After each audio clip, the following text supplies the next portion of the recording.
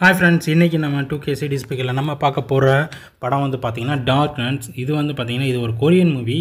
இது வந்து பார்த்திங்கன்னா இப்போ ப்ரைம்ஸில் வந்து அவைலபிளாக இருக்குது. அண்ட் தென் இந்த மூவி வந்து பார்த்திங்கன்னா ஒரு ஹாரர் மூவி. யாரெல்லாம் ஹாரர் மூவி பார்க்கணுன்னு ரொம்ப இன்ட்ரெஸ்ட்டாக இருக்கீங்களோ அவங்களுக்கு இந்த மூவி கம்பல்சரி வந்து ரொம்ப ரொம்ப பிடிக்கும். செமையான ஒரு பேய் படம்.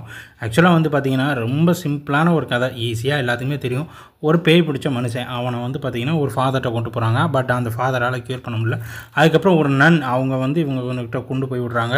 இவங்க வந்து அவன்கிட்ட இருக்கிற அந்த பேயை வந்து வெளியேற்றுறாங்க. பட் அந்த வெளியேற்றினாலும் திருப்பியும் அவனுக்கு வந்து பேய் பிடிக்குது. இப்படியே வந்து 1 2 3 தடவைக்கு மேலே அவனுக்கு வந்து பேய் பிடிச்சிக்கிட்டே இருக்குது. அதே மாதிரி இதில் வந்து இந்த கதை இவ்வளோ தான் கதை. ஸோ அந்த பேயை அவன் உடம்புலேருந்து வெளியேற்றுறதுக்கு அவங்க ஒவ்வொரு முறையாக ட்ரை பண்ணுறாங்க. அவ்வளோதான் கதை. பட் அதை ஒவ்வொரு ஸ்டெப் பை ஸ்டெப்லேயும் அவங்க யூஸ் பண்ணுற அந்த வியூஸாக இருக்கட்டும், அதே மாதிரி அவங்க கொண்டு வந்திருக்க அந்த ஸ்டோரியாக இருக்கட்டும், பேக்ரவுண்ட் மியூசிக்காக இருக்கட்டும், எல்லாமே பயங்கரமாக இருக்குது. செம்ம மாசாக இருக்குது. இது வந்து பார்த்திங்கன்னா நம்ம அரண்மனை அதெல்லாம் இல்லாமல் பழைய காலத்தில் இருக்க ஜெகன்மோகினியை விட ஜமீன் கோட்டையை விட பயங்கரமாக இருக்குது அப்படின்னே சொல்லலாம். இந்த படம் ரொம்ப சூப்பராக இருக்குது. இந்த படத்தோட ஸ்டோரிக்காகவும் இதோட பேக்ரவுண்ட் மியூசிக்காகவும் இந்த படத்தை பார்க்கலாம்.